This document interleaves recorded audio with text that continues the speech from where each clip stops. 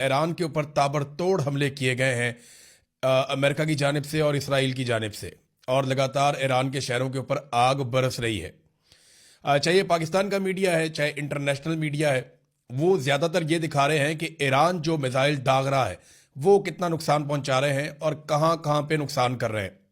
جبکہ ایران کے اندر جو ہو رہا ہے اسے بہت کم رپورٹ کیا جا رہا ہے۔ یعنی زیادہ میزائل اور تباہی ایران کے اندر ہوئی ہے، زیادہ ایئر سٹرائکس جو ہیں وہ ایران کے اوپر ہوئی ہیں۔ ایران کے پاس تو ایئر فورس بھی نہیں ہے،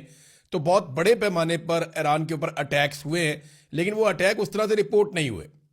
اور ایسا لگتا ہے کہ پاکستانی میڈیا ہو یا عالمی میڈیا ہو، انہیں اسرائیل سے زیادہ خبریں مل رہی ہیں اور باقی ممالک سے زیادہ خبریں مل رہی ہیں، اور ایران میں ان کی خبروں کے لیے سورسز بہت کم ہیں، وہاں سے انہیں خبریں نہیں مل رہی۔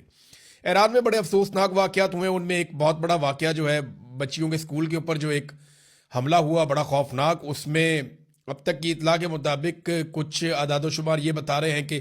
100 سے زیادہ بچیاں شہید ہو گئی ہیں، کچھ یہ کہہ رہے ہیں کہ 86 بچیاں شہید ہوئی ہیں، کچھ 50 کے قریب بتا رہے ہیں، لیکن یہ بہت بڑا اور ہولناک واقعہ ہے۔